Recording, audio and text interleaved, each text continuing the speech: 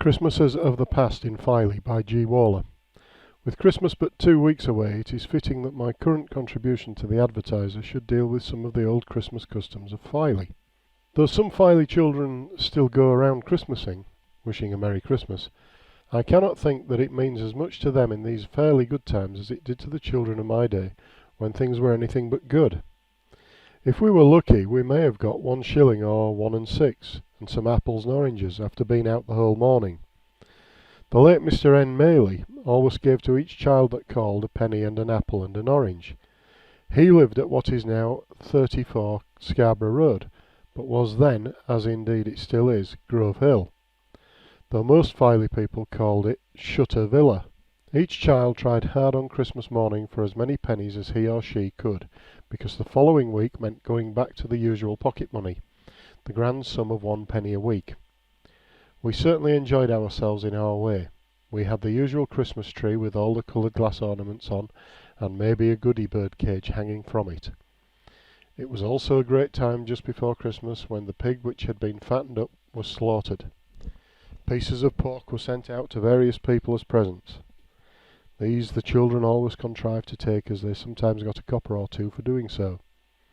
Then there was the feasting on scraps. These were pieces of dried fat after it had been rendered down. It was usual at Christmas time for the girls of school age to go around vessel cupping. This was really wassailing.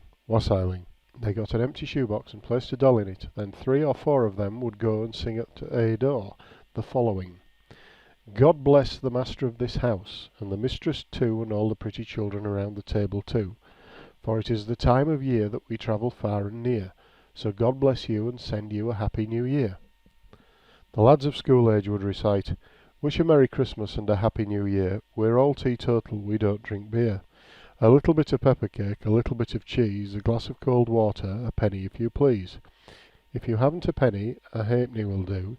If you haven't a halfpenny, God bless you. Halfpenny was pronounced halfpenny. A century ago it was recorded by the Reverend George Shaw in his book Filey and its Fishermen. The fishing people at Christmas consider it of great importance that each member of the family should sit down to the Christmas supper. The chief dish was the ancient and celebrated one of Frumity, which consisted of wheat boiled in milk. This was succeeded by apple pie, cheese and gingerbread. A Yule log was placed by the fire, and the Yule candle, half a yard in length, was lighted. Great care was also taken that no person should blank or snuff the candle till supper was over. Sometimes a piece of the clog was saved and put under the bed to remain there until the following Christmas, when it was used to light the new clog. It was thought that it had the charm to secure the house from fire, and a fragment of it thrown into the fire was said to quell the raging storm. On no account would they give a light out of the house, or throw out the ashes, or even sweep up the dust, there being, as they believed, no chance of good fishing to such persons as committed these practices, and wilfully acted against their own interests. They were very superstitious. Previous to the 1914-18 war, there was the usual Christmas billiards handicaps, just as there are today.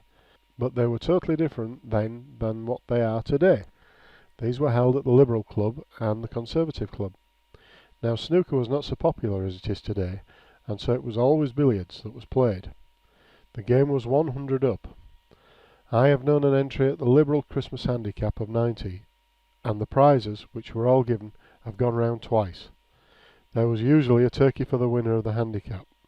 Then the following prizes would be distributed: geese, ducks, fowls, pieces of beef and mutton, quite a number of couples of rabbits, a 9-gallon cask of beer, also bottles of beer, whisky, gin, brandy and port, and many other prizes too numerous to mention.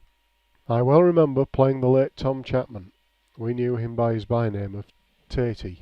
Tom owed 60 and I received 25. It say that Tom won. I scored 2 on to the 25 start. Tom ran out with a break of 169. He was a great player in spite of the asthma he suffered from. Coming down to later years, I believe it was in the very early 1930s that the Comrades Choir was formed.